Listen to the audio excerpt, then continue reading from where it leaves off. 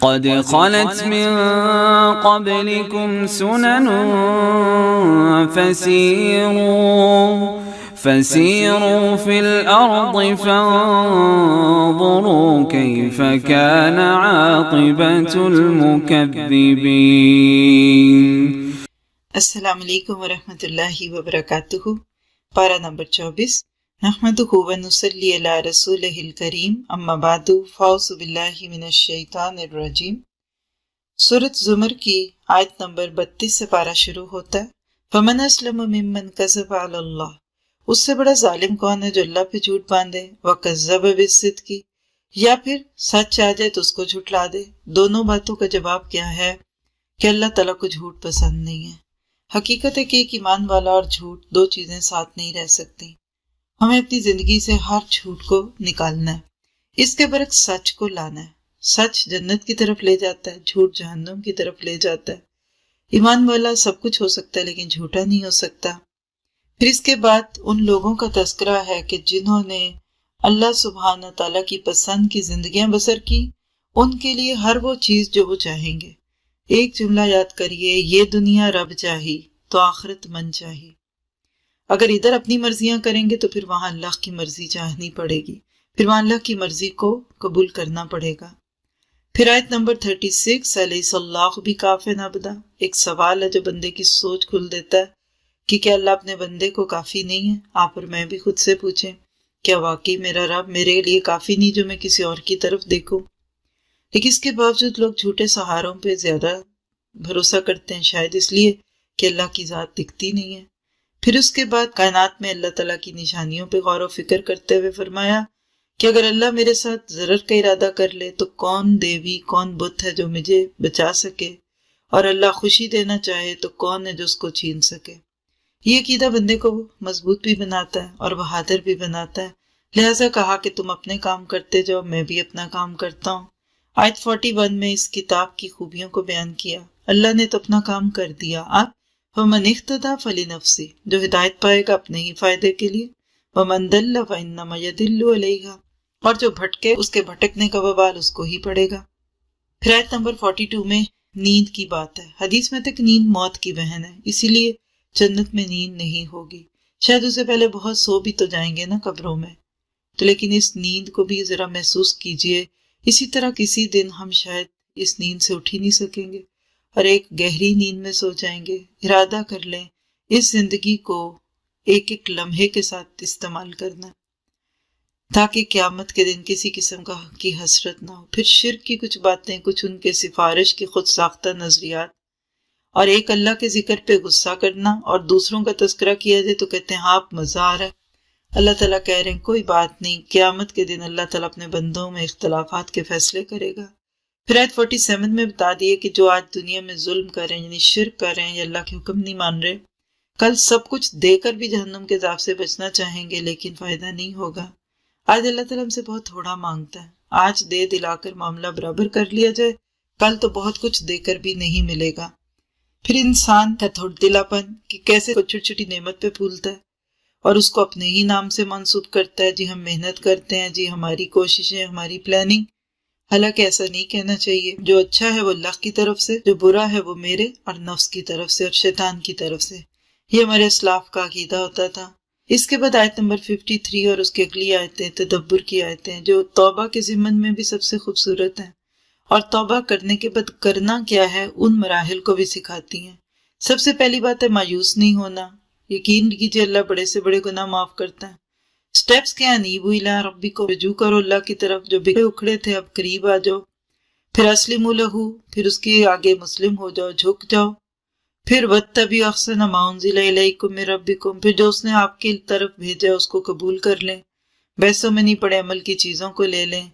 ورنہ کیا ہوگا؟ ان تقول نفس یا حسرۃ علی ما فرطت فی جنب اللہ، کہ ایسا نہ کہ کوئی نفس کہہ دے کہ میں نے اللہ کے حق میں کمی کر دی۔ آپ اور میں بھی سوچیں ہم اللہ کے حق میں کہاں کمی کرتے ہیں۔ مہمانوں کے آنے پہ نماز قضا تو نہیں ہوتی، نعمتوں میں ہو کر اللہ کو بھولتے تو نہیں، شادیوں کے دن، شادی والے دن نماز پڑھنی مشکل تو نہیں۔ پھر اسی طرح انسان حسرت نہ کرے کہ اگر مجھے اللہ ہدایت دیتا تو میں بھی متقی ہوتا، اور آخری حسرت تو دیکھیے کہ اگر ایک دفعہ جانے کا واپس موقع مل جائے تو محسن بنو. یہ ساری آیتیں ہم سے تدبر مانگتی ہیں. اللہ نہ کرے اس میں سے کسی ایک حسرت کا شکار کل ہم ہو جائیں. اور یہ آیات واقعی امید بھی دلاتی ہیں کہ زندگی میں توبہ کرنے سے اللہ تعالیٰ گناہوں کو معاف کرتا ہے. پھر سورت کے اینڈ تک بہت ہی خوبصورت طریقے سے اللہ نے اپنی قدرت کا تذکرہ فرمایا. آیت 67 میں فرمایا کہ زمین اس کی مٹھی میں ہوگی قیامت کے دن اور آسمان اس کے بائیں ہاتھ میں لپٹے ہوں گے. اب اس کو بس محسوس کیجیے اور اللہ کی بڑائی کو سمجھتے ہوئے کہیے اللہ اکبر. قیامت آئے گی تو سب بے ہوش ہو جائیں گے. پھر اس کے بعد قیامت کے بعد کائنات اللہ کے نور سے چمکے گی. نبی آئیں گے یعنی پوری عدالت سجے گی. اور بوفیت کل نفس ما عملت، ہر نفس کو اس کے اعمال کا بدلہ دیا جائے گا پورے کا پورا. اور کچھ سیک الذین کفروا الی جہنم زمرا، کافروں کو تو جہنم میں گروہ در گروہ ڈال دیا جائے گا. وہاں جا کے پوچھا جائے گا بتاؤ کوئی آیا نہیں تھا ڈرانے؟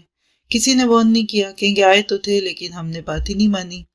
اس کے برعکس آیت نمبر 73 میں بتا دیا وسیق الذین اتقوا ربهم الی الجنۃ زمرا، وہاں بھی گروہ ہے ادھر بھی گروہ ہے، کیونکہ انسان اپنے گروہ کے ساتھ پہچانا جاتا ہے، اپنی پارٹی کے لوگ، اپنے دوست ہیں، اپنے لائک مائنڈڈ لوگ. تو اللہ تعالیٰ وہاں گروہوں کو جنت میں بھی ڈالے گا اور جہنم میں بھی. وہاں خوشخبریاں ہیں، سلام علیکم طبتم، ویلکم، السلام علیکم، تم داخل ہو جاؤ اس میں. اور وہاں جا کر کیا کریں گے عاجزی کے ساتھ؟ الحمدللہ الذی صدقنا وعدہ، ساری تعریفیں اس ذات کی جس نے ہمارے ساتھ اپنے وعدے پورے کیے. سورۃ الاعراف میں بھی ہم نے پڑھا تھا جنت میں جا کر سب سے پہلا جملہ یہی ہوگا الحمدللہ الذی ہدانا لہذا. کیا پتہ چلا کہ ایک ایمان والے کے دل میں اللہ کی تعریفیں گھسی ہوتی ہیں. ہر نعمت کو پا کر یہی کہتا تھا دنیا میں، اسی لیے وہاں جا کر بھی اس کو اسی کی عادت تھی. اور پھر سورۃ مومن غافر الذنب وقابل التوب شدید العقاب ذی الطول. اللہ تعالیٰ کی ایک ایک صفت ایسے لگتا ہے کہ ہمارے دل پر مرہم رکھتی ہے. کوئی بات نہیں، گناہ کر چکے ہو، توبہ کر لو، پلٹ آؤ، وہ تمہیں معاف کر دے گا. پیچھے کا لا تقنطوا من رحمت اللہ، یا غافر الذنب کہہ کر ہر بندے کو دعوت دی کہ آؤ، ساری زندگی کے گناہ لے کر آؤ، میں سب معاف کر دوں گا. شرط یہ ہے کہ تم آئندہ اس کو نہ کرو. اس سے بھی کوئی زیادہ فیاض اور دینے والا مالک ہو سکتا ہے. پھر اس کے بعد آپ دیکھیے کہ جو بہت خوبصورت آیتیں ہیں وہ آیت نمبر 7 سے اگلی ہیں. عرش کو اٹھانے والے فرشتے جن کا فرشتوں میں بہت اعلیٰ مقام ہے، وہ توبہ کرنے والوں کے حق میں دعائیں کرتے ہیں کہ اللہ تو نے سب کچھ دیا، تیرے پاس ہر چیز کا علم بھی ہے، رحمت بھی ہے، توبہ کرنے والوں کو معاف کر دے، اور جو تیرے راستوں پہ چلے ان کو جہنم کے عذاب سے بچا. کبھی آپ کسی گناہ کو کرنے لگے اور ایک دم دل بھر جائے نہیں کرتی تو مان لیجئے کسی فرشتے کی دعا لگ گئی. توبہ کریں، فرشتوں کی دعائیں لیں، معصوم ہیں، ان کی دعائیں لگ گئیں تو ہمیں اور کیا چاہیے. پھر آیت نمبر 8 میں بتا دیا کہ جب اولاد یا ماں باپ میں سے کوئی بھی اوپر کے درجے میں ہوگا، دوسرا ہے جنت میں لیکن اللہ نیچے والے کو اوپر لے آئے گا. سبحان اللہ، یہ ہے اللہ کا فضل اور اس کی رحمت. لیکن اگر کوئی جنت میں پہنچا ہی نہیں تو اللہ تعالیٰ اس سے بے نیاز کر دے گا. اور واقعی بھی فرشتے دعائیں کرتے ہیں کہ اللہ ان لوگوں کو بچا لے، ان کی اولادوں کو بھی بچا لے. اللہ تعالیٰ میں فرشتوں کی دعائیں لینے والا بنا دے. اس کے بعد کفر کرنے والوں کی بات ہے کہ کیسے وہ اللہ کو ناراض کرتے تھے اور اللہ تعالیٰ ان کو زندگی میں موقع دیتا تھا. پھر اللہ کو مخلص ہو کے پکارنے کی بات آیت 14 میں ہے. اور اسی طرح سے رفیع الدرجات ذو العرش، اللہ بڑی شان والا ہے. آپ دیکھیں پورے قرآن سے اگر آپ آیتوں کو الگ کریں نا تو میرا اللہ 2/3 آف قرآن اللہ کی تعریفوں اور ثناؤں سے بھرا ہوا ہے، اور اس سے بھی زیادہ ہونا چاہیے. جو اللہ نے کیا وہ ٹھیک ہے، لیکن حقیقت ہے کہ اللہ تعالیٰ اس سے بھی زیادہ ڈیزرو کرتے ہیں. پھر آیت 16 سوچنے والی آیت ہے کہ لمن الملک اليوم، قیامت کے دن اللہ تعالیٰ آواز لگائیں گے. اور نبی صلی اللہ علیہ وسلم جب یہ حدیث بیان کر رہے تھے تو آپ اس طرح کانپ رہے تھے کہ آپ کا ممبر بھی گر جائے گا اور آپ بھی گر جائیں گے. دل پہ خشیت طاری ہوتی ہے نا، اللہ تعالیٰ یہ کلام کہیں گے تو اللہ سے بڑا ہے کون. قیامت کے دن ہر انسان کو اس کے اعمال کی پوری جزا ملی جائے گی. اور پھر ڈرایا کہ قیامت کے دن سے ڈر جاؤ کہ جس دن خوف کے مارے کلیجے حلق میں آ جائیں گے اور کوئی مدد نہیں کرے گا. اتنی کثرت سے قرآن میں قیامت کا ذکر سننے کے بعد تو واقعی حقیقت میں دکھنے لگتی ہے. پھر حضرت موسیٰ اور فرعون کا قصہ ہے جس میں پھر عمل کی باتیں ہیں. خاص طور پہ اس میں مرد مومن کا کردار بہت ہی پیارا ہے، بلکہ اس پہ بھی ضرور غور کیجیے گا. آیت نمبر 28 سے آگے اخلاص کی بنیاد پہ لوگوں کو پکار رہا ہے اور یہی کہتا ہے کہ میں تم سے اور کچھ نہیں چاہتا، بس میری بات مان کر اللہ کی طرف آ جاؤ۔ لیکن لوگ ہمیشہ خیر خواہوں کی نہ قدری ہی کرتے آئے۔ کہا ٹھیک ہے، جو مرضی کہہ لو، ہم تو تمہاری بات نہیں مانیں گے۔ کوئی بات نہیں، ایک دن یاد کرو گے جب میں نہیں رہوں گا۔ تو بات کہتے رہنا چاہیے، کوئی مانے نہ مانے۔ کتنے خوبصورت طریقے سے آیت 39 میں اس کا دنیا کی حقیقت کو بیان کرنا نقل ہے کہ دیکھو اس دنیا کے پیچھے ریچھتے ہو جو 4 دن کی ہے، اور آخرت جہاں ہمیشہ رہنا ہے اس کے بارے میں تم اتنے کیئر لیس ہو، اتنا تمہارا رویہ غیر سنجیدہ ہے، ایسا نہ کرو۔ اور پھر آخر میں کہہ دیا کہ لوگوں دیکھو میں تمہیں تو نجات کی طرف بلاتا اور تم آگ کی طرف بلاتے ہو۔ آج بھی آپ بڑے اخلاص سے کسی کو دین کی دعوت دیں اور کوئی نہ مانے تو ان آیتوں کو یاد کر لیں۔ ہر دور میں ایسے ہی ہوا، اگر آپ کی میری بات پہ کوئی نہیں آتا تو کوئی بڑی بات نہیں۔ اور آیت 44 پہ کم از کم 3 سیکنڈ غور کیجئے گا، فَسَتَذْكُرُونَ مَا أَقُولُ لَكُمْ۔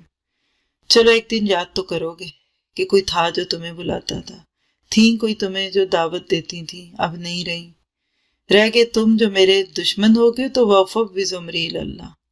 ایک ایمان والا اپنے سارے معاملے رب کے ہاتھ میں دے کر مطمئن ہو جاتا ہے، پھر اللہ بھی بچا لیتا ہے۔ پھر اس کے بعد آیت نمبر 46 میں فرعون کے عذاب قبر کی طرف اشارہ ہے۔ کچھ لوگ کہتے ہیں قرآن میں کدھر لکھا ہے عذاب قبر، تو اس آیت کا نمبر نوٹ کر لیں۔ ڈوب کے مرا تھا لیکن کہا کہ ادخلوا آل فرعون اشد العذاب، ہر حدیث میں کہ صبح و شام ان کو آگ کے سامنے پیش کیا جاتا ہے۔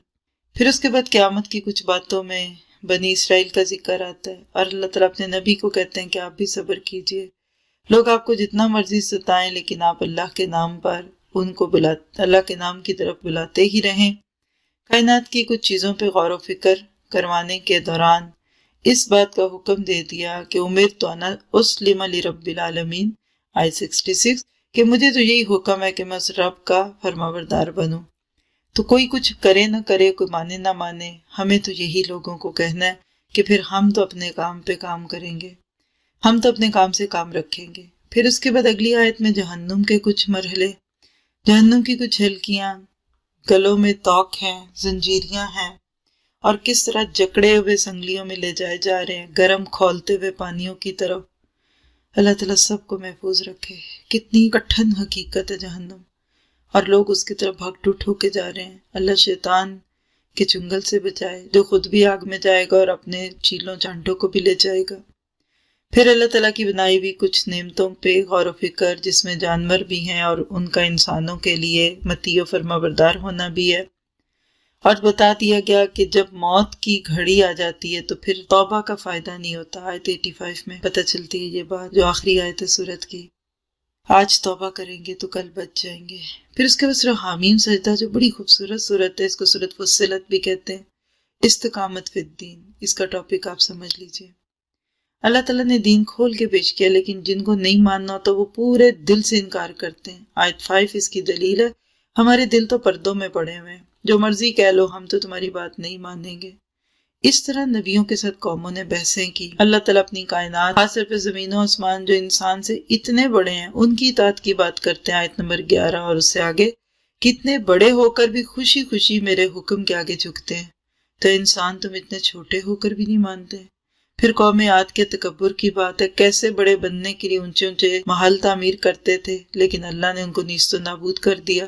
پھر آیت 17 اور اگلی آیتوں میں سمود کو اندھا قرار دیا گیا، کیونکہ وَهَدَيْنَاهُمْ، ہم نے تو ان کو ہدایت دی تھی، لیکن فَاسْتَحَبُّوا الْأَعْمَى عَلَى الْهُدَى، لیکن انہوں نے ہدایت کے بدلے میں اندھا رہنا قبول کیا۔ اور پھر جو قابل غور آیتیں، تدبر کی آیتیں اس پارے کی، آیت نمبر 19 سے اگلی آیتیں۔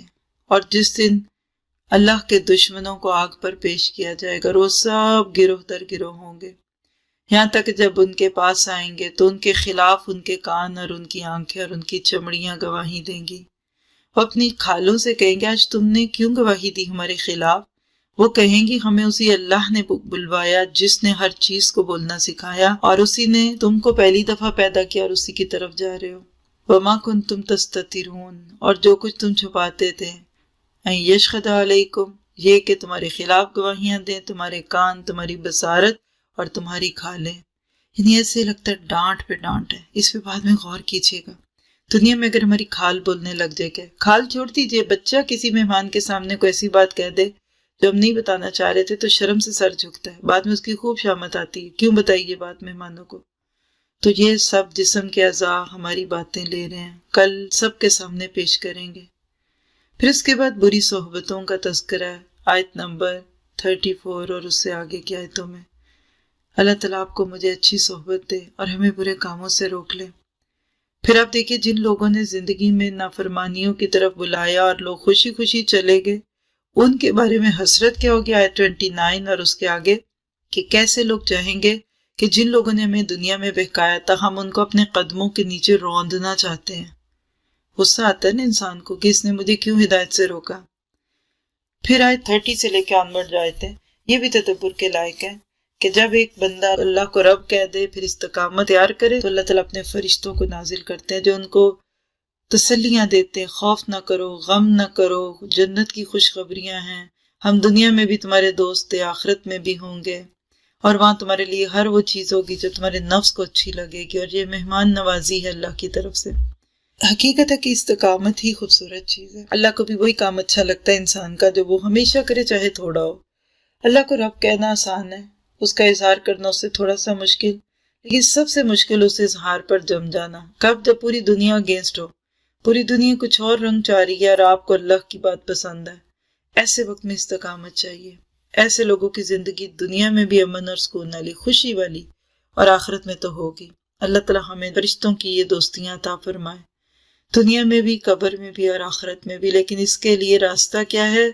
لوگوں کو اللہ کی طرف بلاؤ۔ وَمَنْ أَحْسَنُ قَوْلًا مِمَّنْ دَعَا إِلَى اللَّهِ، اس سے اچھی بات کسی کی ہو نہیں سکتی جو اللہ کی طرف بلائے، خود بھی عمل کرے اچھے اور اپنا تعارف کرائے کہ میں مسلمانوں میں سے ہوں۔ جب اپنے آپ کو ہم اس طرح سے بے ضرر کر کے لوگوں کے سامنے رکھیں تو اللہ تعالیٰ اس کام کو احسن کام کہتے ہیں۔ آیت نمبر 34، دشمنیوں کو دوستیوں میں بدلنے کا نسخہ، ادفع باللتی ہی احسن۔ یہ کبھی نہیں ہوا کہ زندگی میں کسی نے آپ کو برا نہ کہا ہو یا کسی کی بات آپ کو بری نہ لگی ہو، معاف کر دیجیے، تو دشمن بھی دوست بنیں گے۔ ہاں یہ بات ہے بڑی مشکل، یہ صبر والوں کو سکھائی جاتی ہے اور خوش نصیب لوگوں کو۔ اللہ تعالیٰ ہمیں خوش نصیب لوگوں میں کر دیں۔ شیطان اس وقت اکساتا ہے، ہاں تم کو کمزور ہو، تم بھی سناؤ، ایک کی دو سناؤ، ٹھٹ فور ٹیٹ، کھری کھری سناؤ۔ نہیں، اعوذ باللہ من الشیطان الرجیم، میں نے سنا بھی دی تو کیا ہوگا؟ اللہ کے لیے معاف کر دیجئے لوگوں کو، دیکھیں گے آپ کو کتنا سکون ملے گا۔ پھر کائنات میں اللہ تعالیٰ کی صفات، اللہ تعالیٰ کی قدرتیں جو پھیلی ہیں ان کا تذکرہ ہے، اور پھر اس کے بعد اللہ سبحانہ تعالیٰ ان لوگوں کا تذکرہ فرماتے ہیں کہ جن کے پاس کتاب آئی لیکن انہوں نے اپنے کانوں کو بند کیا اور ان باتوں کو سننا بھی قبول نہ کیا۔ اللہ تعالیٰ مجھے آپ کو عمل کی توفیق عطا فرمائے اور ہم سب ان ساری باتوں پہ غور و فکر کرتے جائیں، اور جو آیتیں ہیں تدبر کی ان کو اپنی زندگی کا حصہ بنائیں، کل قیامت کے دن کی رسوائیوں سے اور حسرتوں سے بچائیں۔ تو دہرا دیتی ہوں کہ اس بارے کی آیات تدبر سورۃ حامیم سجدہ کی آیت نمبر 19 سے لے کر اگلی آیات، اس پہ غور کرتے ہوئے اپنے اعضاء کو دیکھنا ہے کہ کل کہیں یہ میرے خلاف گواہیاں تو نہیں دیں گے۔ سبحانک اللہم و بحمدک، اشہد ان لا الہ الا انت، استغفرک و اتوب الیک۔ السلام علیکم و رحمۃ اللہ وبرکاتہ۔